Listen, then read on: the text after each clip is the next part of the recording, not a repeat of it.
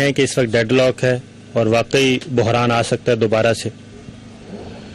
دیکھیے صابر شاکر صاحب، اس امر کا تعین تو سیاسی جرگے کو کرنا ہے کہ انہوں نے جو پروپوزلز دی ہیں اور جو سفارشات کی ہیں، حکومت نے انہیں جواب ہی نہیں دیا، تو یہ تو ان کا فرض بنتا ہے کہ گرفت کریں نا حکومت کے ساتھ۔ سیاسی جرگے کا ڈاکٹر صاحب کیا رول ہے؟ کیا ان کے پاس کوئی اختیار ہے؟ نہیں، میرا نہیں خیال کوئی اختیار ہے۔ انہوں نے اپنے طور پہ انیشیٹو لیا تھا اور ایک مصالحانہ کردار ادا کیا، ایک نیک نیتی کے ساتھ، ہم اسے اپریشیٹ کرتے ہیں، لیکن ان کے پاس کوئی مینڈیٹ اور اتھارٹی نہیں ہے۔ لیکن بصورت وہ پارلیمنٹ میں موجود اپوزیشن کی جماعتوں کے نمائندوں پر اور لیڈران پر مشتمل ہے، حکومت کو جواب دینا چاہیے تھا۔ مجھے تو یہ بھی معلوم ہوا ہے کہ انہوں نے یہ جو کہا ہے کہ وزیر اعظم صاحب پارلیمنٹ کے فلور پہ یہ کہیں اگر ریگنگ ثابت ہو گئی تو میں ریزائن کر دوں گا، حالانکہ یہ ہمارے یا پی ٹی آئی کے مطالبے کے عین مطابق بات نہیں ہے، اس سے بڑی کمتر ہے۔ مگر مجھے یہ خبر ملی ہے کہ حکومت کے جو نازک مزاج ہے ان پر اتنی بات بھی ناگوار گزری ہے کہ اگر ریگنگ ثابت ہو گئی تو میں ریزائن کر دوں گا، یہ سٹیٹمنٹ کیوں دوں؟ مطلب یہ ہے کہ وہ ریگنگ کے سبجیکٹ کو ایڈریس ہی نہیں کرنا چاہتے۔ اس ملک میں الیکشن شفاف ہوئے ہیں یا نہیں انہیں کنسرن نہیں ہے، اس سے وہ ایڈریس نہیں کرنا چاہتے۔ اس ملک میں کتنے درجے کی کتنے پیمانے کی دھاندلی ہوئی ہے وہ ایڈریس نہیں کرنا چاہتے۔ وہ مینڈیٹ کے بارے میں آئین کے جو تقاضے ہیں اور الیکٹرل لاز کے جو تقاضے ہیں ان کی دھجیاں کس حد تک اڑی ہیں، حکومت اس کو ایڈریس نہیں کرنا چاہتی۔ وزیر اعظم نے بھی امریکہ روانگی سے پہلے یہی کہا ہے اور وفاقی وزراء نے بھی کہ لندن سازش ناکام ہو چکی ہے، کچھ سیاستدان ملک کو عدم استحکام کی طرف لے جانا چاہتے تھے۔ بات یہ ہے کہ سازش ہوتی ہے، وہ لندن میں ہو یا پاکستان میں ہو، اور ہم تو اس مزاج کے لوگ ہیں کہ ہر سازش پہ لعنت بھیجتے ہیں۔ اب لندن سازش کیا ہے؟ جہاں تک ہمارے علم میں ہے وہ ایک میثاق جمہوریت طے ہوا تھا دو پارٹیز کے درمیان، اور جس کے نتیجے میں یہ ایک دوسرے کی کرپشن کے خلاف کوئی ایکشن نہ لینے کے معاملات طے پائے، اور ایک دوسرے کی کرپشن کو تحفظ دینا، اس کا نام جمہوریت رکھا گیا، اور اس میں گویا ڈیموکریسی کو، جمہوریت کو ایک نئی تعریف، ایک نئی ڈیفینیشن، نیا معنی پہنایا گیا، اور اس کی عملی شکل ہم نے پچھلے پورے 5 سال میں دیکھی۔ نواز شریف صاحب اور شہباز شریف صاحب وہ زرداری صاحب کی پیٹ میں سے پائی بھی نکالنے کے نعرے لگاتے تھے، انہیں بھاٹی چوک میں پھانسی دینے کی بھی نعرے لگاتے تھے، لاہور کی سڑکوں پہ گھسیٹنے کی بھی باتیں کرتے تھے۔ تو طے یہ ہوا تھا لندن پلان میں، لندن سازش میں، کہ ایک دوسرے کے خلاف گالی گلوچ کریں گے، نعرے لگائیں گے، نورا کشتی انتہا درجے کی کریں گے، مگر ایک دوسرے کو مکمل تحفظ دیں گے۔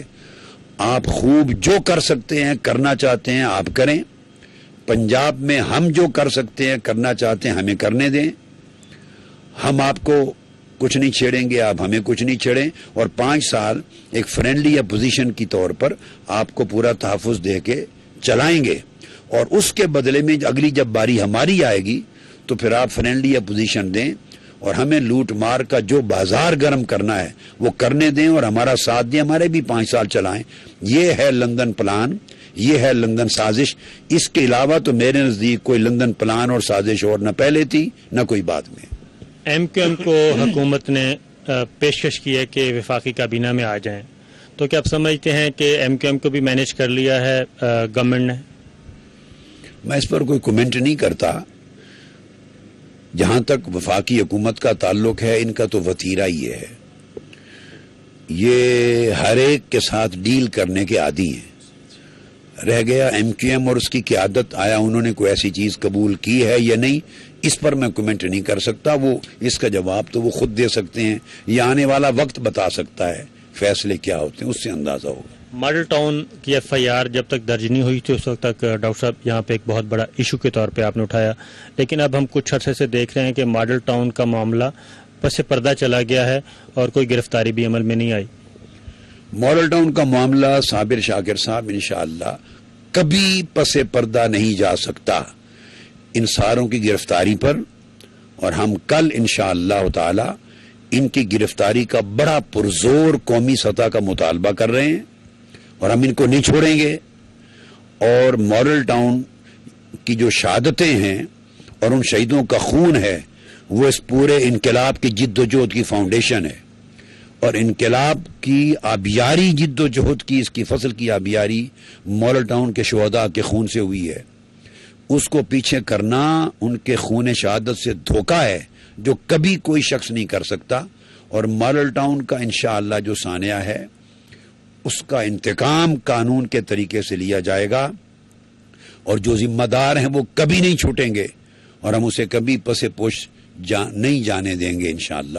سی ایم پنجاب نے ریزگنیشن کی مشروط پیشکش کی تھی اور آرمی چیف سے گارنٹی مانگی تھی کہ میں ریزائن دینے کے لیے تیار ہوں بشرطے کہ FIR کو پرسو نہ کیا جائے، تو اس سلسلے میں کیا کوئی ایسی شرط آپ قبول کر لیں گے؟ نہیں، مجھے ایسی چیز کا علم نہیں ہے، میں آپ ہی سے سن رہا ہوں، لیکن ایسی کوئی شرط ہم کیوں قبول کر سکتے ہیں؟ یعنی وہاں 14 شہادتیں ہوئی ہیں اور درندگی ہوئی ہے ریاستی سطح پر، اور بربریت ہوئی ہے، اور وزیر اعلیٰ پنجاب کے اپنے بنائے ہوئے جوڈیشل کمیشن نے ان کو مکمل طور پہ، میں زور دے کے کہہ رہا ہوں، مکمل طور پہ اس قتل عام کا ذمہ دار ٹھہرا دیا ہے۔ یہی وجہ ہے کہ وہ اس رپورٹ کو چھاپ نہیں رہے، منظر عام پہ نہیں لا رہے، اور اس میں انہوں نے لکھ دیا ہے کہ پولیس نے تو صرف وہی کچھ کیا ہے جس کا حکومت پنجاب نے انہیں حکم دیا تھا، اور حکومت پنجاب اور وزیر اعلیٰ پنجاب کے سٹیٹمنٹ اور بیان حلفی کو انہوں نے تضادات کا مجموعہ ڈکلیئر کر دیا ہے، اور جوڈیشل کمیشن نے یہ بھی لکھ دیا ہے کہ وزیر اعلیٰ پنجاب نے کسی سٹیج پر بھی پولیس کو واپس ہٹنے کا نہیں کہا تھا۔ الغرض وہ وزیر اعلیٰ کہتے تھے شہباز شریف صاحب کہ جوڈیشل کمیشن نے اگر میری طرف انگلی اٹھا دی تو میں ریزائن کر دوں گا۔ وہ ایک انگلی اٹھنے کی بات کرتے تھے، جوڈیشل کمیشن نے پورا ہاتھ اور پورا پنجہ ان کے سر پہ رکھ دیا ہے، ذمہ داری کا مکمل طور پہ ذمہ داری کا پھندہ ان کے گلے میں ڈال دیا ہے، لہذا اس کو پرسو کرنے سے کوئی پیچھے نہیں ہٹ سکتا۔ وہ اس انقلاب کی، میں نے کہا، جد و جہد کی فاؤنڈیشن ہے، سنگ بنیاد ہے۔ ڈاکٹر صاحب یہ بتائیں کہ یہاں پہ کہا گیا کہ اسکرپٹ رائٹر اس کا کوئی موجود ہے، فوج کو اسکرپٹ رائٹر قرار دے دیا گیا ان دھرنوں کا، پھر کہا گیا 5 کور کمانڈرز یہ سارا کچھ کر رہے ہیں، پھر کہا گیا DGI کر رہے ہیں، وہ بھی اب نئی قیادت آنے والی ہے، تو کیا آپ سمجھتے ہیں کہ دھرنے ابھی بھی جاری ہیں؟ تو اس میں کتنی حد تک صداقت تھی؟ دیکھیے، موجودہ حکمرانوں کا پرابلم یہ ہے کہ چونکہ یہ خود ملٹری اسکرپٹ کی پیداوار ہیں، اس سے وہ انکار نہیں کر سکتے، اور اگر آپ ان سے یہ بات کریں تو وہ کہیں گے یہ پرانی بات ہے، آگے چلیے۔ نہیں، ماضی ہی کسی کے حال اور مستقبل کا تعین کرتا ہے۔ یہ کیا بات ہو گئی کہ وہ پرانی بات ہے تو نئی بات کریں؟ یہ جو پرانی زندگی ہوتی ہے اس سے آپ کی نشو و نما ہوئی ہے، آپ کی سیاسی ارتقاء ہوا ہے، آپ کی پرورش ہوئی ہے، انہوں نے آپ کو پالا ہے، اور پھر صرف پالا ہی نہیں ہے، پھر آپ نے ان سے بے وفائی کی ہے، تو چونکہ ان کی سارا پرورش ایک ملٹری اور آرمی اسکرپٹ کی تھی، انہوں نے ان کو پالا، کپڑے پہننے سکھائے، ان کو رومال جیب میں رکھنا سکھایا، ان کو بات کرنا سکھایا، ان کو سوٹوں کی میچنگ سکھائی، چلنا پھرنا سکھایا، جیسے بچے کی پرورش کرتی ہے آیا۔ ملٹری ISI نے ان کی پرورش کی، اور جب میں یہ جملے بول رہا ہوں، مجھ سے زیادہ پاکستان کے 18 کروڑ عوام میں کوئی واقف نہیں ہے، میری بات کو رد کرنے کی جرت نہیں ہے ان میں۔ میں سنی سنائی باتیں، اخبارات سے پڑھ کے باتیں نہیں کر رہا، ان کو اقتدار میں ڈالا، پھر ان کو بڑھایا، پھر ان کو اقتدار میں سیٹیں لے کے دینے کی کوشش کرتے رہے۔ اور ایک صاحب ہیں آج کل پرانے وقت کے، وہ ایک آرمی کے سربراہ تھے، بڑھاپا کی مرض ساری ہو گئی ہے، میں نام نہیں لیتا، اسلم بیگ صاحب کی طرف اشارہ ہے، میں نام نہیں لوں گا، اور میں آپ کے نام کو پک بھی نہیں کروں گا، میں نام لیے بغیر بات کروں گا کہ بڑھاپے کی مرض میں بعض لوگوں کا دماغی توازن ٹھیک نہیں رہتا، تو وہ کبھی کبھار ہمارے اوپر کہہ دیتے ہیں کہ یہ CIA کا پلان ہے اور یہ MI6 کا پلان ہے، تو میں ان سے کہتا ہوں خدا کا خوف کریں، اور میں آپ کو بہت اچھی طرح جانتا ہوں اور آپ مجھے بہت اچھی طرح جانتے ہیں، اور میں ان کو یاد دلانا چاہتا ہوں کہ پاکستان عوامی اتحاد کا میں صدر بنا تھا، چیئرمین بنا تھا، اور کسی ایک میٹنگ کی روداد انہوں نے اپنی آنکھوں سے دیکھی تھی۔ محترمہ بے نظیر بھٹو شہید تھیں اور میری آئین بن رہا تھا، دستور اور منشور بن رہا تھا پاکستان عوامی اتحاد کا۔ ایک میٹنگ ہوئی تھی، اس کے کچھ واقعات ہوئے تھے تو وہ اس کے ممبر تھے، اپنی آنکھوں سے دیکھے تھے۔ اس میں میرا کردار، میری جرت، میری بے باکی، میرا ویژن، میری امانت داری اور دیانت داری کو لائف میں پہلی مرتبہ انہوں نے دیکھا۔ اجلاس ختم ہو گیا، میں جب گھر پہنچا تو میں ان کو سنا رہا ہوں، اور وہ قسم کھا کے بتا دیں کہ یہ بات ساری غلط ہے یا درست ہے۔ اگر ان کے اندر اتنا اخلاق، اتنا ضمیر، اتنی خیرت، اتنی جرت اور اتنی صداقت ہے، خدا کے لیے اس طرح کی لغویات چھوڑ دیں وہ۔ میں گھر پہنچا تو 15 منٹ گزرے تھے گھر پہنچے ہوئے، تو میری بیل ہوئی، دروازہ کھولا، میرے ڈرائنگ روم میں داخل ہوئے اور مجھے سیلوٹ کیا اس طرح۔ میں نے کہا کیسے؟ کہنے آپ کو صرف سیلوٹ کرنے آیا ہوں۔ میں نے کہا کیوں یہ تکلیف کی؟ کہنے لگے پہلے تو آپ کو صدر مانا تھا عوامی اتحاد کا، باقی پولیٹیکل لیڈرز اور دوست احباب کے فیصلے پر، ان کے کہنے پر، مجھے خود تجربہ نہیں تھا۔ آج آپ کا کردار، آپ کی قابلیت، آپ کی دیانت، آپ کی جرت، ویژن دیکھ کر آج دل سے مانا ہے آپ کو عوامی اتحاد کا صدر، تو سیلوٹ کرنے کے لیے آیا ہوں۔ اور اس کے بعد انہوں نے کسی اور کو بہت بری گالی دی اور ان کے باپ کو بھی گالی دی، کسی کو۔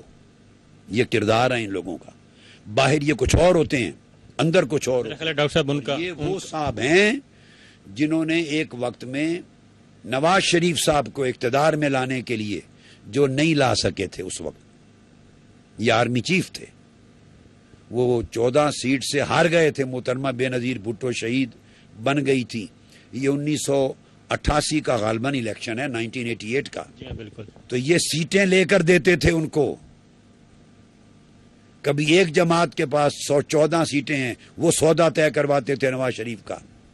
پھر سندھ کے اندر کسی ایک کے پاس 4-5 تھی، پھر وہ سودا طے کرواتے تھے۔ پھر کے پی کے میں کسی کے پاس 5-6 سیٹیں، اسی طرف آ رہا ہوں کہ اصل میں سودا طے کرواتے تھے۔ اصغر خان کیس اور مہران بینک سکینڈل شاید ان کی کمزوری ہے۔ وہ غالباً 1990 کا ہے۔ لوگوں کو میں ان کی کارکردگی اور ان کا کرتوت 1988 کے الیکشن کا بتا رہا ہوں۔ یہ پوری قوم کو علم ہی نہیں ہے، اس پر پردے پڑے ہوئے ہیں، یہ کسی کو علم میں نہیں ہے، یہ میرے علم میں ہے۔ یہ جو اصغر خان کیس ہے جس میں پیسے بانٹے، یہ 1990 کا میٹر ہے، جب آئی جی آئی بنائی تھی۔ تو میں آپ کو اس آئی جی آئی بننے سے 2 سال پہلے کی ان کی حرکات بتا رہا ہوں کہ مختلف پولیٹیکل لیڈرز کو فون کر کے وہ نواز شریف صاحب کے ساتھ سودے بازی کرواتے تھے۔ اس لیے اگر بڑھاپا آ گیا ہے اللہ کے بندے اور آپ کا دماغی توازن ٹھیک نہیں رہا، تو کچھ خیال کرنا چاہیے کہ آپ کے ماضی میں بہت کچھ ہے جو بہت لوگوں کو معلوم ہے۔ میں نے نام نہیں لیا کسی کا اور لوں گا بھی نہیں، نصیحت کروں گا کہ جس کے ماضی میں اتنے داغ ہوں اسے چاہیے کہ چپ رہے۔ رہ گیا ہمارا ایف آئی، وہ کبھی سی آئی اے، کبھی ایم آئی 5۔ میں نے کل رات کو جواب دے دیا ہے۔ کیوں نہیں قانون بناتے اس ملک کا؟ پیپلز پارٹی اور نواز شریف صاحب مل کے اکثریت ہے نا، قانون بنائیں۔ میں دعوت دیتا ہوں کہ کوئی تحریک اس ملک میں اٹھے، کوئی جماعت اٹھے، سی آئی اے کے کہنے پر، ایم آئی 5 اور ایم آئی 6 کے کہنے پر، یا سعودی عرب یا ایران یا دنیا کے کسی اور ملک کے کہنے پر، یا ان کو فنڈنگ ملی ہو یا کوئی پیچھے ہو، اس کی سزا موت مقرر ہونی چاہیے اس ملک میں، تاکہ یہ روایت ہمیشہ کے لیے ختم ہو جائے۔ کھنگالا جائے ہر ایک کا کردار کہ کون کون کس کس کے کہنے پر تحریکیں چلاتا ہے۔ ہم اپنے آپ کو سب سے پہلے پیش کرتے ہیں، اور میں نے حکومت پاکستان کو کہا ہے کہ اگر یہ باتیں درست ہیں تو امریکن امبیسڈر کو کیوں نہیں طلب کرتے، اور برٹش ہائی کمشنر کو کیوں نہیں طلب کرتے کہ آپ کی ایم آئی 5 یا ایم آئی 6 یا آپ کی سی آئی اے ہمارے ملک میں بدامنی پھیلانا چاہتی ہیں۔ اگر آپ ہم پہ الزام لگاتے ہیں اور ان کو طلب نہیں کرتے، اس کا مطلب ہے آپ کا دوہرا معیار ہے، آپ کے اندر قومی غیرت اور قومی حس نام کی کوئی شے نہیں ہے۔ تہمت لگا سکتے ہیں مگر طلب نہیں کر سکتے ان کو۔ آئیں سزائے موت بنائیں۔ اور پھر میں نے اتنا کہا، اگر یہ جرت آپ میں نہیں تو پھر کم سے کم 80 کوڑے ہی کھا لیں آ کر. شریعت محمدی کے تحت تہمت جھوٹی تہمت لگانے پر 80 کوڑے ہی کھا لیں. ماڈل ٹاؤن بھی CIA نے کروایا. ہاں اب یہ جو CIA اور MI6 کی طرف پیچھتے ہیں, یہ جو تحریک چلی ہے تو 17 جون جب 16 شہید کیا آپ نے, وہ بھی CIA نے کروائے تھے. آپ جواب دیں. 14 شہادتیں گری, 90 لوگوں کو گولیوں سے چھلنی کر دیا تھا, وہ بھی آپ کو MI6 نے کہا تھا کہ چھلنی کرو. رات کے 12 بجے سوئے ہوئے لوگوں پر درندوں کی طرح حملہ آور ہو گئے تھے. 1000 پولیس والے وردی میں لے کر, ایک DIG آپریشن کو لے کر, 7 SSP کو لے کر, درجنوں SHO کے ساتھ, تو یہ بھی CIA نے کروایا تھا, MI6 نے کروایا تھا. اس کے پیچھے بھی اسٹیبلشمنٹ تھی. اور پھر 2.25 مہینے پرچہ نہیں کاٹنے دیا, یہ بھی CIA نے کروایا, یہ بھی MI6 نے کروایا. اور الٹیمیٹلی پھر یہاں دباؤ ڈالنے کے بعد 2-2.5 مہینے کی جنگ کے بعد پرچے کاٹے, یہ بھی CIA نے کٹوایا آپ سے, MI6 نے کروائے. آپ کو شیشے میں اپنے کردار پہ نظر ڈالنی چاہیے کہ آپ کی حیثیت کیا ہے. بھکاری آپ ہیں, CIA ہو یا MI6 ہو, بھیک مانگنے ہر چوتھے دن آپ جانتے ہیں. کرسیوں پر یہ لوگ آپ کا عقیدہ ہے کہ یہ بٹھاتے ہیں, ہم تو صرف اللہ پہ عقیدہ رکھتے ہیں. ہم نے زندگی میں نہ کسی کو تک کے دیکھا ہے, نہ کسی نے ہمیں اس معاملے میں کبھی کوئی بات کی ہے. اور CIA ہو یا MI6, مجھ سے زندگی میں ان کا کوئی افسر زندگی میں نہیں ملا, اور نہ میں نے کسی کو یہ جرت ہونے دی ہے کہ ہم سے کوئی بات کرے. ہمارا کردار اللہ کا شکر ہے بڑا شفاف ہے. یہ لوگ اپنے گھناؤنے اور کالے کردار کو ماضی میں جب دیکھتے ہیں نا, تو ہر کوئی انہیں اسی طرح کا نظر آتا ہے. ڈاکٹر صاحب آخری بات کہ عمران خان نے اپنی اسٹریٹجی تھوڑی سی چینج کی ہے, وہ دوسرے شہروں میں بھی جا رہے ہیں اور جلد سے جلوس کر رہے ہیں. آپ اپنے دھرنے کے بارے میں, اس کو کنٹینیو کرنے کے بارے میں کیا اسٹریٹجی رکھیں گے ان دا لانگ رن؟ ہم دوسرے شہروں کو انکلوڈ کرنا ہے یا نہیں, ان کے اسٹریٹجی کو ذرا چینج کرنے کے بعد ہم بھی اس میکنزم کو سوچ رہے ہیں کہ دھرنے کو ایک ہی جگہ رکھنا یا دھرنے کو پورے ملک میں پھیلانا اور پورے ملک میں میرا جانا جگہ جگہ پر. یہ ہماری ڈسکشنز میں ہے. ہم اس کے positive, negative, plus minus points, اثرات, ہم ان چیزوں پر غور کر رہے ہیں, مگر انشاءاللہ کسی مناسب وقت پر کسی نتیجے پر پہنچے تو بتائیں گے. منیمم ڈیمانڈز کیا ہیں جو پوری ہو جائیں تو آپ ڈسپرس ہو جائیں گے, اپنے پروٹیسٹرز کو کہیں گے کہ اب ہماری ڈیمانڈز پوری ہو گئی ہیں, ہم ڈسپرس ہوتے ہیں؟ میں اس کو ڈیٹیل میں گئے بغیر منیمم ایک ہی ڈیمانڈ کہہ سکتا ہوں کہ وہ پوری ہو جائے تو جا سکتے ہیں. وہ یہ کہ جو پروٹیسٹرز کے چہرے پر اگر خوشی اور مسرت اور مسکراہٹ کی لہر آ جائے تو تب میں واپس چلا جاؤں گا. ان کی لہر کیسے آئے گی؟ کس ڈیمانڈ کے پوری ہونے سے ان کے چہروں پہ مسرت آ جائے گی؟ یہ پھر ٹائم بتائے گا کہ کس طرح ان کی مسکراہٹ آتی ہے. میں انہیں اور قوم کو خوشی, مسرت اور مسکراہٹ کے ساتھ انہیں احساس ہو, سینس آف اچیومنٹ ہو, تو اس کے بعد لے جانا چاہتا ہوں. اور انقلاب کی تحریک کو میں صرف دھرنے پہ ختم نہیں کر دینا چاہتا, اس تحریک کو مسلسل ملک گیر تحریک بنا کر پورے ملک کے نظام کو بدلنے تک انشاءاللہ مکمل کرنا چاہتا ہوں. عید یہیں کریں گے؟ ارادہ تو ہے کہ کامیابی کے ساتھ لوٹیں اور عید گھروں میں جائیں, جا کے کریں, باقی جو اللہ کو منظور ہے. بہت شکریہ جی.